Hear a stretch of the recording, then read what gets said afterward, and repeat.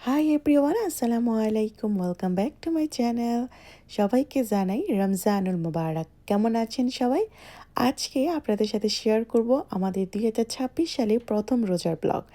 আমরা ইফতারে কী কী বানালাম সেটা নিয়ে আজকের ব্লগ খুব সিম্পল, খুব সাদামাটা একটা ব্লগ নিয়ে হাজির হয়ে গিয়েছি। প্রথম দিনটা খুব স্পেশাল থাকে সবসময় রোজার মাসটা, তাই প্রথম দিনে একদম ট্রেডিশনাল দেশীয় যে খাবারগুলো সেগুলো বানাবো। এখানে আমি রাতের বেলায় বুট সিদ্ধ করে রাখার জন্য বুট ভিজিয়ে রেখেছিলাম। এবার আমি ইনস্টাপটে এগুলোকে সিদ্ধ করে রেখেছি। আর ডালটাকেও ভিজিয়ে নিয়েছি, একটু পর বেটে নিব। এবার মোহাম্মদের সাথে কিছুটা সময় কাটাবো, কারণ ও আমার সাথে বিভিন্ন ধরনের ফ্রোজেন আইটেমগুলো বানাতে খুব পছন্দ করে। আজকে তাকে দিয়ে প্রথম ভিডিওটা স্টার্ট করলাম।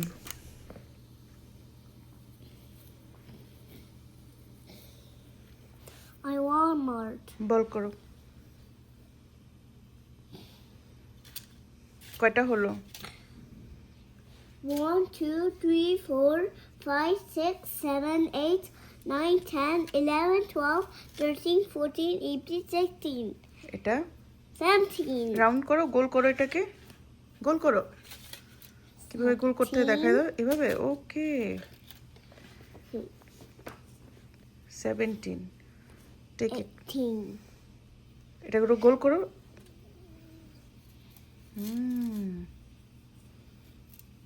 নাইস। এটা নিয়ে কয়টা হলো? 17, 18, 19, 20. তুমি কি বানাচ্ছ এগুলো বলো? আমি আমি চিকেন বল বানাই। বানাই। না, Is this? চিকেন বল। কত হলো?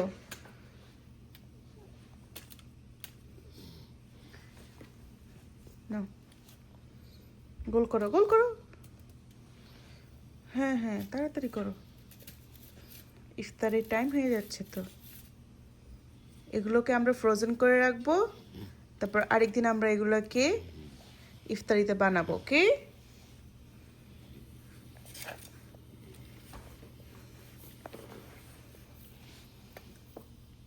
এরকম করে তারপর এটাকে গোল করো। কি হলো? ওকে, গোল করা হয়েছে। এবার রেখে দাও, রেখে দাও। নাও, না, এটা রাখো। ওকে। যাদের ঘরে ছোট ছোট বাচ্চা থাকে তাদের সবচেয়ে আগে যে কাজটা করা উচিত তাদেরকে কিছুটা সময় দেওয়া। এই সময়টা যদি আমি তাকে আগের থেকে না দিয়ে রাখি তাহলে সে কাজের সময় আমাকে অনেকটা ডিস্টার্ব করবে, মানে আমার থেকে অনেকটা সময় সে চাবে। তাই আমি ওর সাথে একটু সময় কাটালাম, ফ্রোজেন খাবারগুলোকে স্টোরেজ করব, তাই ওর সাথে খেলতে খেলতে সেগুলো রেডি করে ফেললাম। এখন দেখলাম সে খেলাধুলা করছে, এই পাশাপাশি আমি চলে আসলাম ইফতার বানানোর জন্য। হাতে খুবই কম সময় ছিল, ওর সাথে সময় কাটাতে গিয়ে আমি একদম খেয়াল করিনি। এখানে আমি পেঁয়াজও বানাবো, তার জন্য ডালটাকে যে আমি ভিজিয়ে রেখেছিলাম তার থেকে কিছুটা ডাল বেটে নিয়েছি। এখন এর সাথে পেঁয়াজ, কাঁচামরিচ, ধনেপাতা আর রসুন বাটা দিয়ে খুব ভালো করে হলুদ আর লবণ তো দিয়েছি, ভালো করে মিক্স করে এবার তেল গরম করে আমি এখানে পেঁয়াজগুলো ভেজে নিয়েছি। অলওয়েজ দেখা যায় ইফতারিতে যতই তাড়াতাড়ি করে বানানো হয় না কেন, একদম আজান পরে এই সময় ইফতার মানে ভাজা পোড়াগুলো বানানো হয়ে থাকে। আমার কেন যেন আমি টাইমটা ম্যানেজ করতে পারলাম না এবার। তো এখানে ভাবলাম যেহেতু অলরেডি পুরটা সিদ্ধ হয়ে গিয়েছে, একদম গরম গরম আছে, তাই আগে আমি পেঁয়াজটা এক চুলাতে ভেজে নিচ্ছি আর পাশের চুলাতে আমি বুটটাকে রান্না করে নিব। একদম ঘরের খাবার তৈরি করছি, তেমন আর কিছুই করছি না, কারণ হাতে যেহেতু খুবই কম সময় ছিল, মাত্র 30 মিনিটসের মধ্যে আমি ইফতারগুলো রেডি করেছি। যেহেতু দুইজন মানুষ তাই তেমন কিছু আইটেম এবার করিনি। তারপর আরেকটা চুলার মধ্যে পেঁয়াজটাকে একটু ভেজে নিব, এরপর দিয়ে দিব আদা বাটা, রসুন বাটা। এটা যেহেতু ফ্রোজেন কিউব তাই আমি একদম গরম তেলের মধ্যে দিয়ে দিলাম। একটু ভাজা ভাজা হয়ে যাওয়ার পর এ পর্যায়ে হলুদের গুঁড়ো, মরিচের গুঁড়ো আর জিরের গুঁড়ো দিয়ে দিই। এভাবে মশলাটাকে কষিয়ে নিয়ে আমি একটু পানি দিয়ে দিব। মশলাটা কষানোর পর যেহেতু বুটটা এখনও গরম আছে, ইনস্টাপটে আমি গরমে রেখেছি যাতে জাস্ট কিছুক্ষণ ভেজে কষিয়ে নিলেই হচ্ছে আমার বুটটা রান্না হয়ে যাবে। আর আগে থেকে আমি আলু সিদ্ধ করে রেখেছিলাম, যেহেতু আমি ফ্রোজেন খাবার বানাচ্ছিলাম। সেখানে দেখা যায় আমি আলুটাকে সিদ্ধ করে কিছু সেপারেট করে রেখেছি, যেহেতু একটু আলুর চপ আর একটু ডাল মানে বুটের সাথে একটু দিব, তাই আমি আগে থেকে আলুটাকে সিদ্ধ করে রেখেছি। এর জন্য আমার দেখা গেছে কাজগুলো খুবই সহজ, তাড়াতাড়ি হয়ে গিয়েছে। এখন এই পর্যায়ে আলুটাকে একটু ভেঙে দেন আমি হচ্ছে এই ছোলাটার সাথে ভালো করে মিক্স করে নামানোর আগে একটু ধনিয়া পাতা ছিটিয়ে আমি আমার বুটটা রান্না করে ফেললাম। দেন হচ্ছে আমার হাতে ছিল মাত্র 15 মিনিটস। এই 15 মিনিটসের মধ্যে আমি হচ্ছে এবার আলু চপটা বানাবো। তেলটা যেহেতু এখনও গরম ছিল, তাই আমি আলুটাকে এখানে সেদ্ধ করে নিয়েছিলাম। এখন এর সাথে পেঁয়াজ, শুকনো মরিচ, ধনেপাতা দেওয়ারও সময় পাইনি, খুব অল্প সময়ের মধ্যে তাড়াতাড়ি করে 5-6টা আলুর চপ বানিয়ে নিলাম।